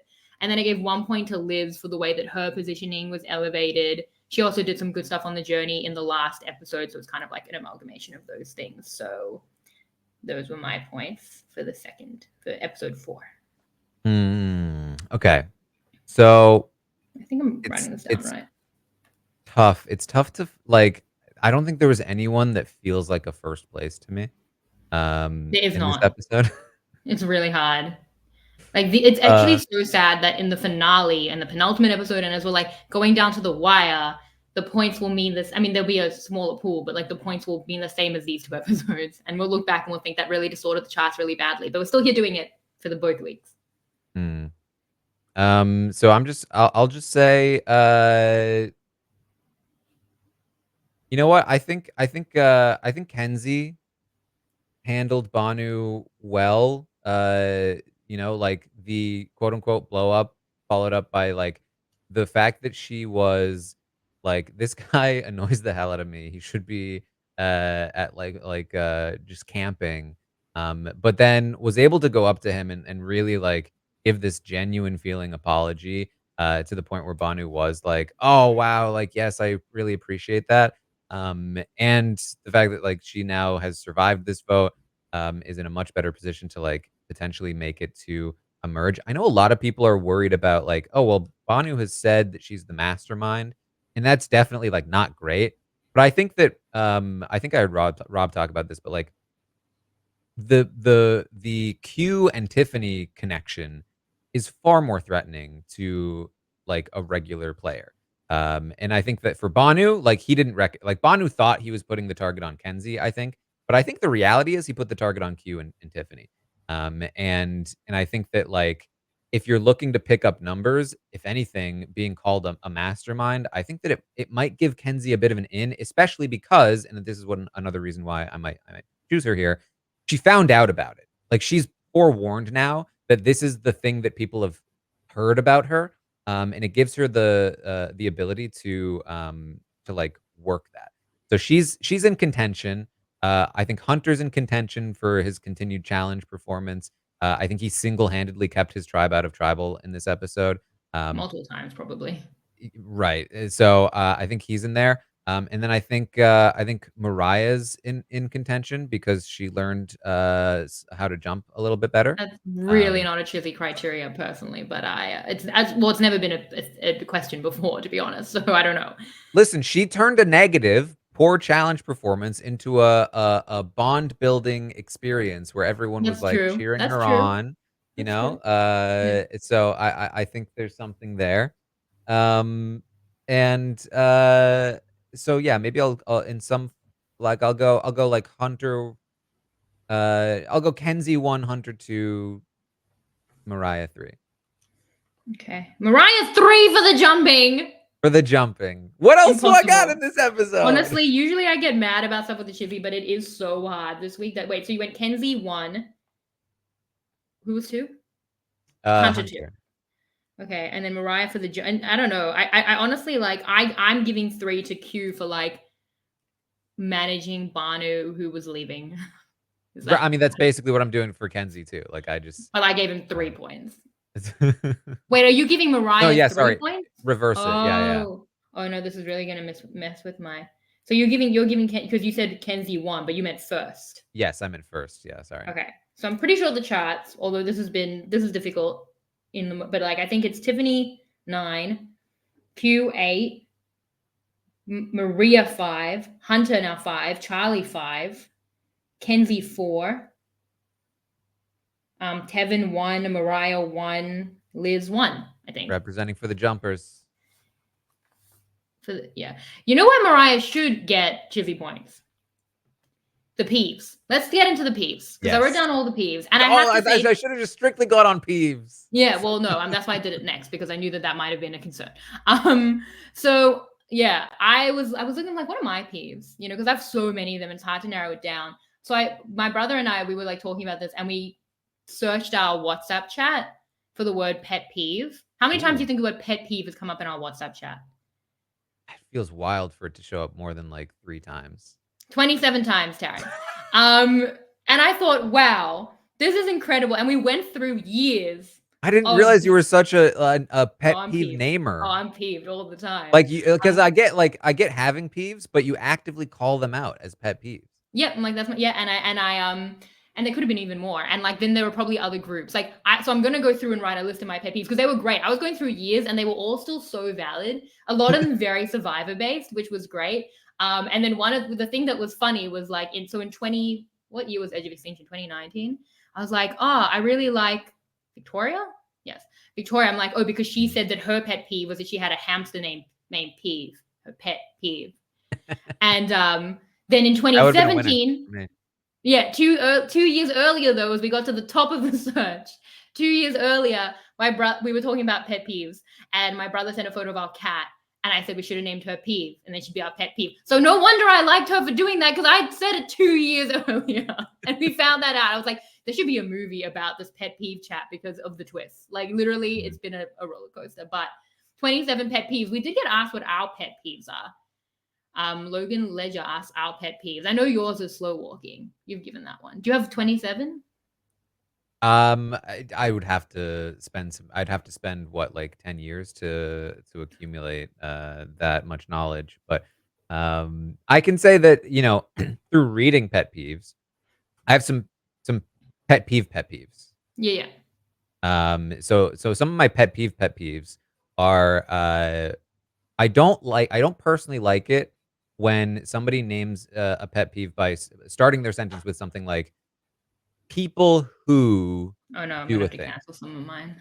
Um, I like it. I prefer it when people say, I don't like it when people do a thing, as Yeah, opposed to people who do a thing, because, that's fair. it feels like it's like this person does a thing, and now they're just, like, forever a person who does that thing. Like, people do all kinds of things all the time. Hmm. And you don't have to dislike the person. I like, a good pet peeve is disliking a specific thing rather than a kind of person or a person. That's that's how I feel about it. Yeah, And that's fair. then, maybe another pet peeve would be, just, like, giving something super generic and boring. I'm just looking at my pet peeves, and they just all start with people who, like, literally, like half of them. I wrote down a bunch from the 27, of which there are again so many more. This is the fun thing about pet peeves is that, like, they can often feel like an attack if you hear something that, like, you've done and you're like, "Oh, no, I'm a person who does this." Yeah, but don't do it. Uh, and so, I think that when you say "when people," it gives them a little more space to be like, "You know what? I do that sometimes. Maybe I should stop," as opposed to, like, the core of my being is being assaulted, and maybe I need to defend myself. All right, let me give you my peeves, and I'm gonna try and change the verbiage so that they don't peeve you, and you tell me how I would do on the Okay. peeves. This is just a few of the long list I'm going to be putting in my notes app, which I think is worth collating because there were some great ones. Number one, leaf blowers. That one's Oh, first. yeah. Yeah, Agreed. worst thing in the world. Why was it Yeah. invented? Like, it's Yeah. so much noise for so little gain. You're literally just a loud rake. I hate them. I'm I've a podcaster, and never thought yeah. about murder more in my life. Oh, I'm so glad you agree. Yeah, that one pushed all the other peeves down because it's so clearly my number one pet peeve. And yeah, as someone who like has migraines, podcaster, sleeps at weird times, like the noise pollution, it's just something that should be banned and is in different places. And I'm working Mhm. on it in our building. Religious hypocrisy, I think, speaks for itself. Everest climbers climbing Everest, not people who climb Everest, climbing You Mount don't like Everest. it when people climb Mount I Everest. don't. Pet peeve. What about it? Uh, it's really bad for the environment. I think it's Yeah. exploitative. Um, and it's just the kind of thing where like the people, they're not the people who, but truly the people who come back are like, then they do these like motivational speeches and stuff. It's like they did this inspiring thing. It's like, I don't know. It sounds like you took a vacation to do something you wanted to do. Like other people have put in like real hardships. It sounds like you were kind of bored and put yourself in like extreme danger, like the 1% mortality rate, in order to do something that you think will then like be exciting after. I think it's just a little manufactured. But anyway, that's my Everest pet peeve. Um, I think that's like, a slightly more fair people who, because there's actually, I think, a those lot people, of yeah, very different specific. pet peeves that are all combined into the person who climbs Mount Everest, like, both the act of it, then the way they talk about it, and, It's like, all dangerous. kinds of different things, so, yeah, I Mm, think that's a thank slightly you. more fair version of it. Yeah, they're wrong. And then they go on Australian Survivor. So that's um okay. Saying you're a vegetarian but still eating meat, also quite specific to me. Not people who, but also stop doing it. Okay. That's a That yeah. doesn't even make sense. Oh, but it happens. Oh, but I'm a vegetarian, except I sometimes eat meat. Look, when you're a That happens flexitarian, there's a word commonly for enough it. for it to be a pet Yep, peeve. yes, it does. Huh. Had enough arguments with anyway, it's fine. I've What's the justification? mostly they don't eat meat. They just mostly don't eat meat. But they can't say I'm mostly vegetarian? Flexitarian is the word. It's there. There's a term for it. It's kind of a weird word. No, it's not. It's fine, and it says what you are. Like, But if don't I you if know? I had to if I had to say I'm a flexitarian, every time I said it, somebody would ask me what it means, and that'd be annoying.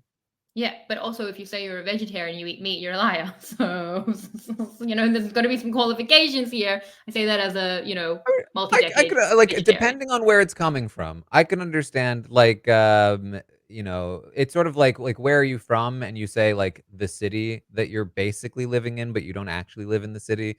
But, like, if you No, said the random name of your place, it would be, like, confusing and nobody would care. So you just say the city, and it's kind of a lie, but it's mostly true.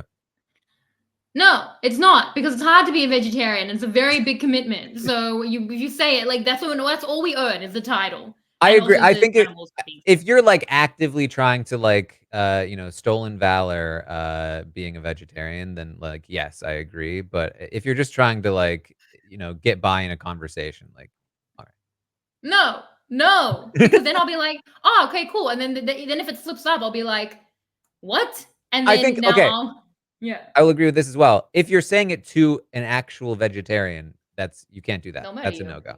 Yeah. That'll be the murder. That's yeah.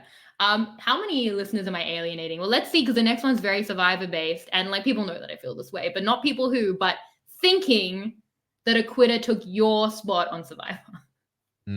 That's a good one. Yeah, it's pretty recent. And then this is the last one that is also kind of recent, but like thinking, not people who, thinking that all media is inherently positive. This is like a really big one, like, and it comes up all the time. So like as an example, like, well, look at Hollywood, they're condoning the atomic bomb. They made Oppenheimer. It's like that movie was pretty critical of the atomic bomb. Oh, I Or see. like, or like it happens all the time with Hamilton, which is why like well, they're glorifying. I'm like, they made Jefferson look terrible. Like a lot of those characters look really bad. Actually, they like, it's beyond humanizing them. Like they showed the flaws. So they're like, what would they, just thinking that like any person in media is automatically being deified. It comes Yeah, up like so often. thinking that portraying a thing is the same as condoning it. Perfectly said.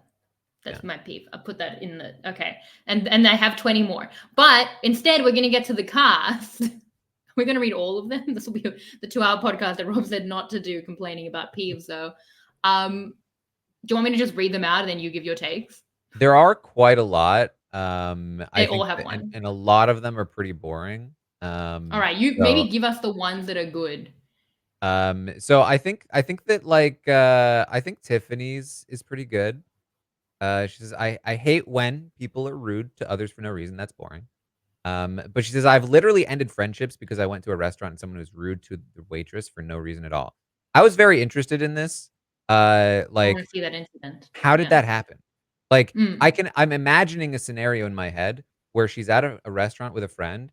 They're like rude to the waitress, and she just goes, "You know what?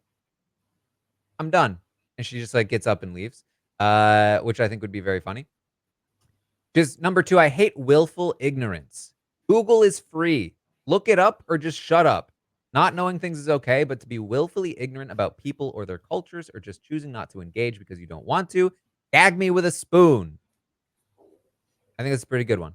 Yeah, really. It's Yeah, that's pretty it's good. like my favorite pet peeves are when they like a good one that resonates is great.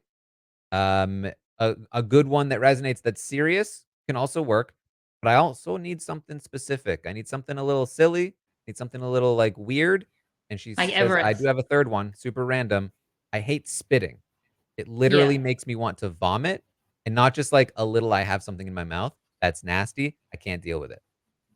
Great pet peeve. It's specific. People spit all the time. It is gross. I can't, like, completely resonate. I'm not gonna throw up in my mouth every time I see someone spit, but I do think it's gross, seeing people spit in general, and I think that, the way that she presented it was funny.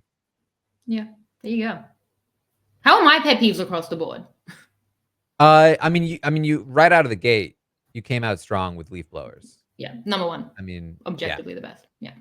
strong resonation there. And then you did have some good specific ones. I think you do fairly well on a Thank you. pet peeve rating. Yeah. I give all 30 though. That'd be the whole draft when you just analyzing the pet peeves. I did enjoy Soda had a pet peeve that I thought was funny from my own perspective. And this is not uh I'll just say it. So she says, my pet peeve, one of them, is repetition of the same thing over and over again. Which is ironic because I'm hard of hearing in my radio, so sometimes I need people to repeat things. But if you just willingly repeat stuff all the time, I'm gonna look at you like you're crazy. I don't like that. So okay, she doesn't like people repeating things. Pet peeve number 2 from Soda. If you're staring into my soul, I'm from New York. We don't do that. You got 2 seconds, you park and pass. Okay. Or sorry, you got 2 seconds, you park and pass. Okay. You drive, you park, and you pass. And the second I read that, I was like, Soda. You repeated yourself. 2 sentences ago, you just got telling me, telling me you don't like people repeating themselves, and you repeated yourself immediately. Maybe that was ironic. Maybe that was on purpose. Yes. Obviously, this is not a serious critique of soda, and I think her pet peeve is more than somebody just repeating a phrase. But I thought it was very funny. That was my favorite part of soda's pet peeves. Um, Yeah. the star candidate here, Mariah. Yeah. Uh, she's got a bunch of pet peeves, and they're all great. Yeah. Number one, mansplaining. I'm not going to explain it to you because, duh. Great. She took like a good one, but that's kind of boring, and she presented it in a more fun way. Perfect. Number two, people who vote on down ballot issues randomly. No, people pour their heart and soul into these propositions in local races. Do your homework. It's just a person or an issue. You could do it. That's a very serious one. No joke there, but she's getting a message across. I'm cool with it. Yeah. And it's also a good one. Three, I'm gonna go with restaurants who list something as a grilled cheese, but has a ton of ingredients in it. And this was when I was like, she's the easy winner. That's such a good pet peeve. People are acting like, oh yeah, look at my grilled cheese with and it's like the size of a burger. It's This is got so many very things in it. American. This is It's not ridiculous. resonating globally. In Australia, you guys just have like straight up grilled cheese. I mean, we don't call it grilled cheese, we call it toasties.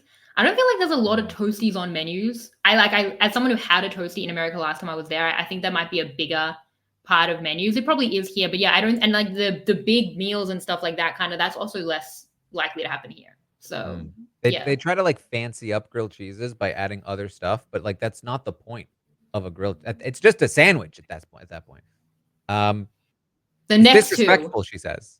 yeah, okay. She's passionate, but the next two, you know, I said in the draft that Mariah reminds me of myself, and the next two, I was like, oh, you are me. Please, please read Yes. them. So some great ones left. Number 4, online orders that make you print something to return them. If I had a Yeah. printer, I wouldn't be using an online store, so they need to work on that. I completely agree. This is so resonant for me that firstly, it's not a peeve that I knew that I had until she said it, but when I need to return orders all the time, and I don't have a printer, to the point where I'm always like, I was meeting a friend for lunch and I was like, do you have a printer? She was like, yes. And I'm like, I'm emailing you something, please bring it to lunch. It's gotten so bad that my family passive aggressively got me a printer for my birthday, which I'm yet to set up. Maybe that should be their pet peeve. But that me asking them to print my online order return labels is 100% their pet peeve. And it is so hard. And it seems so easy now that I think about it, that the Iconic, which is the online store here, could just send a label. But they don't want to, because they don't want you to return it. They don't want to make it easy, but they make it so hard. And the printing issue is hard. In 2024, not a lot of people have printers. I do. For my birthday, I got one, but I haven't set it up because I haven't had the time. So Also, printers suck. It's hard. And then they run out of ink. That's what happened. We had a printer like 5 years ago, and then it ran out of ink, and we were like, that's that. It's over. And I've been reading my notes on my computer ever since. So that was literally probably like 5, 6 years ago. So What if I had to return a printer? I'm screwed. you could send it to someone you're going to lunch with to get a grilled cheese. That's what I did. They might end the friendship over that. That's rude to the waiter. A lot of things going on. Another one. Car analogies at tribal council. No, you missed the best one. No, Or maybe, I don't know, maybe I might have the wrong order. Keep going. You go. It's your segment. She says they're lazy. We could do better. It's 46. Come on, just choose a different automobile. A motorcycle, a vehicle. I don't care. Not a car. It's trite. It's done with. Fair. Also like that she has a survivor-based one. Exactly. It's the survivor-based one. It's also a good one. And she also made it funny because you think what she's saying is like car analogies. They're boring. She's saying, no, just give me a different motorcycle would work. Anything. Which I think is funny. And then another one, great one. She says the word lisp. Okay, this was it. You didn't skip. As someone who has one, the S is rude. Yeah. Mariah, are you me? Brilliant. Unbelievable. Just like she should have got the 3 chizzy points just for these peeves. Like, so good. Do you also hate people who climb Everest? Mariah, let me know. I love the way not people who describes her pet peeves. Like restaurants listing something as grilled cheese but having tons of ingredients is disrespectful, and the S in lisp is rude. Because it's totally spot on. Yeah. And then finally, people who touch your hair, who are just like, "Oh, I love your hair," or ask what you put in it. She says, it's natural. It's not. Mind your business, she says. I've never had anyone touch my hair. I don't think it's nice enough. It is a genuinely, good pet peeve. It's probably the weakest on the list, You put it but last. it's, like, very, like, very strong pet peeve that I think a lot of will resonate with a lot of people. It's just, like, probably the least funny. She won the pet peeve. So would she have been like very high up on your draft board? Yeah, I mean, she probably would've been number 1. I mean, she does compete with somebody whose last name is Petty, which is Kenzie. So, Yeah. like, and Kenzie has some good ones too. Kenzie has a great line, which is, "I'm not a big misogynist girl." Uh, It's a great line. right? That's very good. That's very good. Yeah. She's "I have a really hard time getting along with men who think they know more than me in a demeaning way. If they think they know more than me and they're helping me, cool. If they're trying to explain something to me, I have a hard time with that." But yeah, just that line alone, plus, having Petty as her last name, I think would have been, you know, She would have been up there. I think I had 2 2 choices in a row, so and or close to it. I mean, I went with Kenzie plus Mariah, so, like, I actually feel like Yeah. those 2 picks at least were actually they're backed by the pet peeve strategy. The Jelinski pick obviously was not, but I also, like, Yeah. only could pick between Jelinski and Randon, so, Yeah. uh, it wasn't Mm. exactly like They I both, had a yeah. Jelinski's breadth of is options. thumb chewing. Randon's is people being too dramatic. Yeah. So not a lot. I do wish you chose random because then you wouldn't have been grenaded. But also, then we all would have had one person from each tribe, and that would have been really cool and I unlikely. should have thought about that. I also, Yeah. like I haven't brought this up, but, like, I do feel like, the grenade shouldn't count if you were stuck with that like, if I who was it? Liana? Like, if I had picked Brandon and Liana No, what? literally had No, no option but to have Jelinski, like, if the that would be grenade is the last pick, then we all as drafters have done so well to know that the grenade shouldn't count. yeah, like, we beat the grenade? I don't hate it. I mean, if you'll back me in some of my reforms, then I'll back you in this. I mean, I don't Don't feel just strongly enough about it to pitch it, but don't vote randomly. Do research in these elections. We can do it. If anyone from the draft listening to this, we could do an alliance thing right now, and we could really push something. But I'm willing to back you, Taran, if you back me. Well, that was the replacement for the Stockwatch, I think. It was Yeah. When pet do peeve people think we're still doing analysis. the stock watch? It's been almost 2 hours on no vote. No, Taran's not doing the stock watch at the moment, and we Yeah, did the also chizzy and we talked it through and whatever. It's hard. yeah, like, only 3 people have been to tribal, so, like, how in the world would we rate We'd guess. people? We Yeah. would guess. No. This was fun. I think we got a lot of mileage out of this. People Mm. are like, oh no, we love the Stockwatch Global crossover and there's been no vote in so many weeks. I hear you, but we had fun. Yeah. We squeezed it for all it was worth. Yeah, this is like, if normally this podcast is like the in-depth strategic debate analysis, this was like the, in-depth strategic debate analysis of, like, nonsense.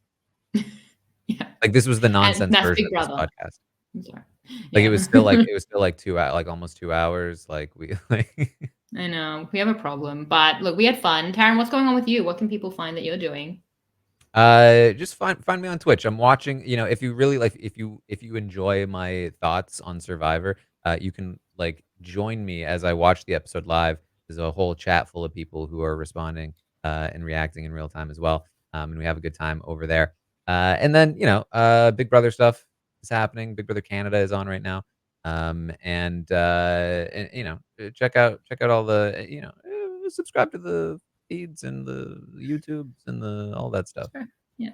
Subscribe to all of it. Subscribe to the Yeah. International Survivor RHAP suite for my stuff, which Australian Survivor just ended. It was phenomenal. If you haven't watched it, you should. It's been called like one of, if not the best season of all time, best newbie season of all time, some people's favorite season of all time. Unbelievable. I've just been sitting in a couple of pretty long deep dives. So that's coming out. All the finale coverage is out.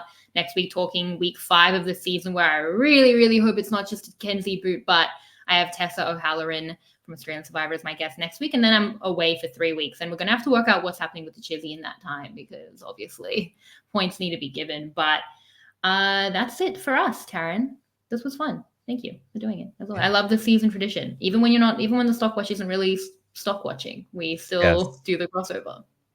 The Even when there are no votes. crossover must happen. If it Yeah. doesn't, we don't know what will listen, I don't wanna be They might actually responsible vote. for something Yeah. bad happening in the world, you know what I mean? Like, the universe could end, as far as we know, if the crossover stops. So I think we just have to keep doing it just in case.